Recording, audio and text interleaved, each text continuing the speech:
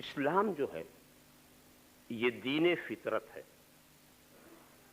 ایک مثال اس کی دے کر میں آگے بڑھوں. دین فطرت. اسلام انسان کی کسی فطرت کو مٹانے نہیں آیا بلکہ فطرت کو صحیح راستہ دکھانے آیا. اور اگر اسلام فطرت کو مٹائے تو اسلام انسانوں کے لیے قابل قبول نہیں ہو سکتا. کہیں سے سیلاب آ رہا ہونا تو اس کا رخ موڑا جا سکتا ہے، سیلاب کو فنا نہیں کیا جا سکتا. بستیوں کو بچانا ہے تو باندھ لگا دو، سیلاب کا رخ مڑ جائے، بستیاں بھی بچیں گی، ویرانے بھی آباد ہو جائیں گے. مگر ایسا مت کرو کہ اسے فنا کرنے کی کوشش کرو. اب مجھے یہ بتاؤ، میں ایک مثال سمجھا دوں کہ انسان کی فطرت کیا ہے، اس کو میں کیسے سمجھوں اور کیسے سمجھاؤں. سارے انسان جس صفت، جس عادت، جس خصلت میں ایک ہو وہ اس کی فطرت ہے. مثال کے طور پر بھوک انسان کی فطرت، بھوک پیاس. ہے کوئی انسان جس کو بھوک نہ لگتی ہو؟ ہے کوئی انسان جس کو پیاس نہ لگتی ہو؟ تو بھوک پیاس جو ہے یہ انسان کی فطرت ہے، سبھی کو لگتی ہے.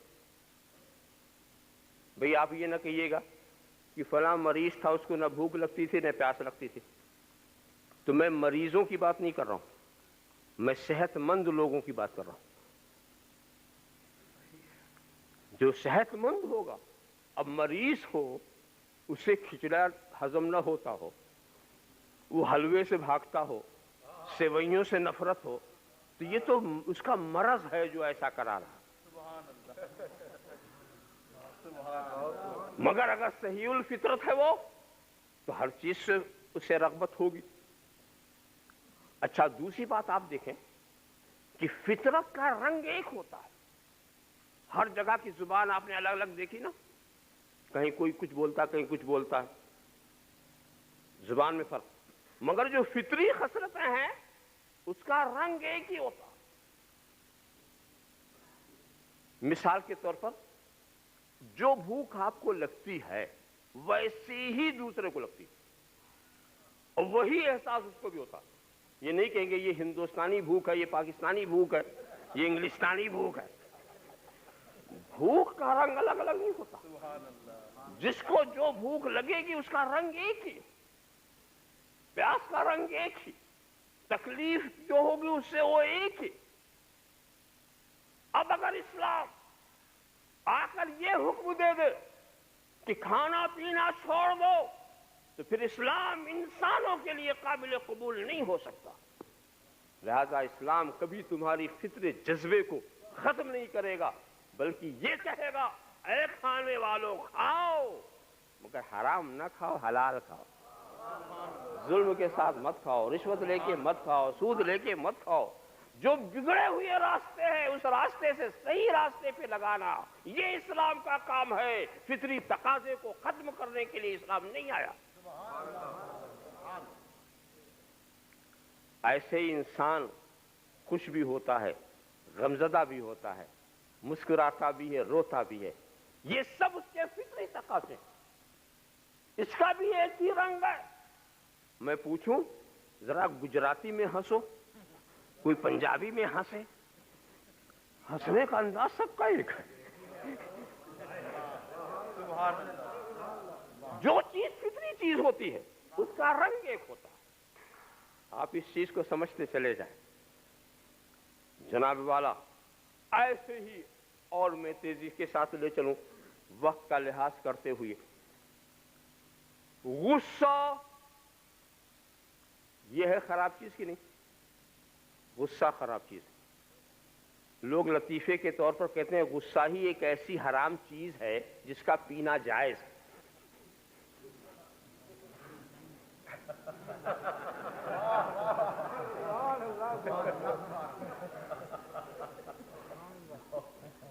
مگر سوچنے کی بات یہ ہے کہ اگر یہ غصہ اتنی ہی بری چیز ہے تو انسان کی فطرت میں کیوں رکھا گیا؟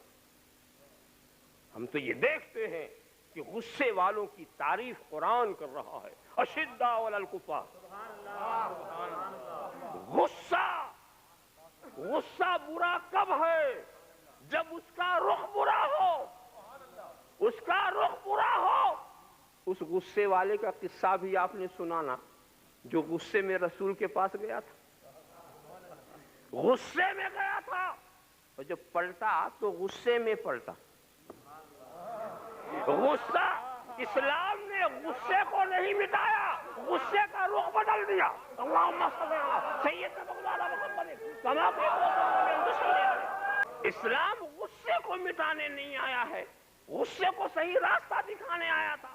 پہلا غصہ وہ تھا جو فاروق اعظم کو رسول اعظم کی طرف لے جا رہا تھا، اور دوسرا غصہ وہ تھا جو دشمنان رسول کی طرف لے جا رہا ہے۔ دوسرا غصہ وہ ہے، بڑے غصے میں کہا تھا، فاروق اعظم نے بڑے غصے میں کہا تھا، السنا علی الحق یا رسول اللہ، السنا علی الحق یا رسول اللہ، اے اللہ کے رسول کیا ہم حق پر نہیں ہیں؟ کیا ہم حق پر نہیں ہیں؟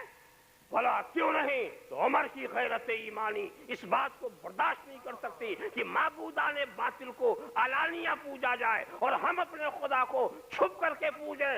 طائش میں گئے تھے، طائش میں آ رہے ہیں، غصے میں گئے تھے، غصے میں آ رہے ہیں۔ اللہم صل علی سیدنا مولانا محمد کما تحب وترضى بأن تصلي عليه صلی اللہ صلاۃ و سلام علیک یا رسول اللہ۔ معلوم ہوا کہ غصہ خدا کی زحمت بھی ہے، رحمت بھی ہے، یہ زحمت بھی ہے، رحمت بھی ہے۔ غصے کو کچھ مت کہو، دیکھو غصے کا رخ کدھر ہے، دیکھو غصے کا رخ کدھر ہے۔